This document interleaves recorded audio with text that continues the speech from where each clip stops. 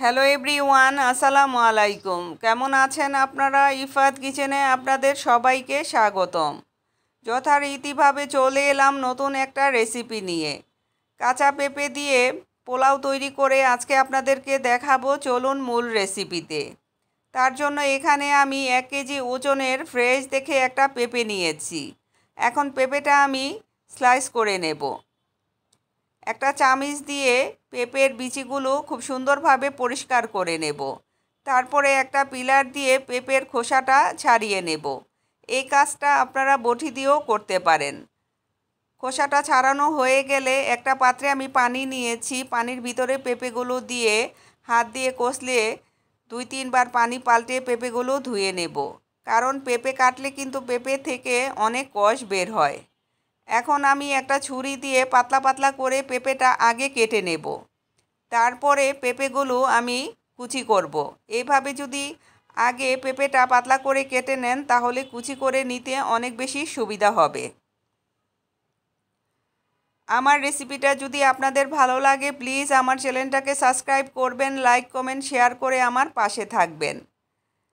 দেখেন আমি কিভাবে কুচি করে কেটে নিয়েছি। দেখে আশা করি বুঝে নিয়েছেন। এখন আমি পেঁপেগুলো আবারও 2-3 বার পানি পাল্টিয়ে খুব সুন্দর করে ধুয়ে নেব। আগে থেকে চুলায় আমি একটা প্যানে পানি বসিয়ে রেখেছিলাম। পানিটা বলক চলে এসেছে। এখন পেঁপের কুচিগুলো দিয়ে আমি হালকা সিদ্ধ করে নেব। মিডিয়াম হিটে 10 মিনিট আমি পেঁপেগুলো সিদ্ধ করে নিয়েছি। এখন একটা স্ট্রেনারে পানি ঝরতে রেখে দেব। চুলায় আমি অন্য একটা প্যান বসিয়েছি। এখন এখানে 3 টেবিল চামচ ঘি দিয়ে দিব। ঘিটা গরম হয়ে আসলে আস্ত কিছু গরম মশলা, বাদাম আর কিশমিশ দিয়ে দেব। বাদামটা আপনাদের পছন্দ মতো আপনারা ব্যবহার করতে পারেন। 3 টুকরো দারচিনি, 3টা এলাচি দিয়েছি, একটা তেজপাতা, 1/3 কাপ বাদাম, 8-10টা কাজু বাদাম, 2 টেবিল চামচ কিশমিশ দিয়েছি। হালকা ভেজে নেওয়ার পরে ভাপানো পেঁপেটা দিয়ে দিয়েছি। এখন পেঁপেটা আমি হালকা ভেজে নেব।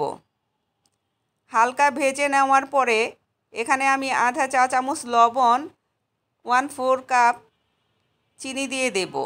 এই পোলাওটার মধ্যে হালকা মিষ্টি হলেই কিন্তু খেতে অনেক বেশি ভালো লাগে। বেশি মিষ্টি হলে কিন্তু ভালো লাগবে না খেতে। নেড়েচেড়ে আমি চিনিটা মিশিয়ে নিয়েছি। এখন ঢাকনা দিয়ে ঢেকে মিডিয়াম হিটে 5 মিনিট রান্না করে ঢাকনা তুলে নিয়েছি।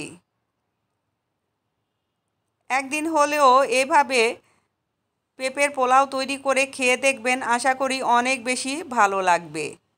এখন আমি উল্টে পাল্টে নরম হাতে একটু হালকা ভেজে নিচ্ছি।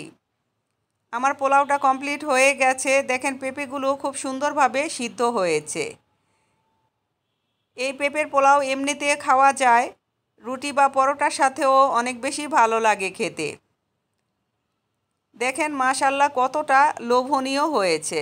এখন আমি আপনাদেরকে সার্ভ করে দেখাচ্ছি। এইভাবে পরিবারের সবাইকে খাইয়ে অবাক করে দিতে পারেন। যাই হোক, ভালো থাকবেন, সুস্থ থাকবেন, আমার জন্য দোয়া করবেন। দেখা হবে নতুন কোনো রেসিপিতে। আল্লাহ হাফেজ।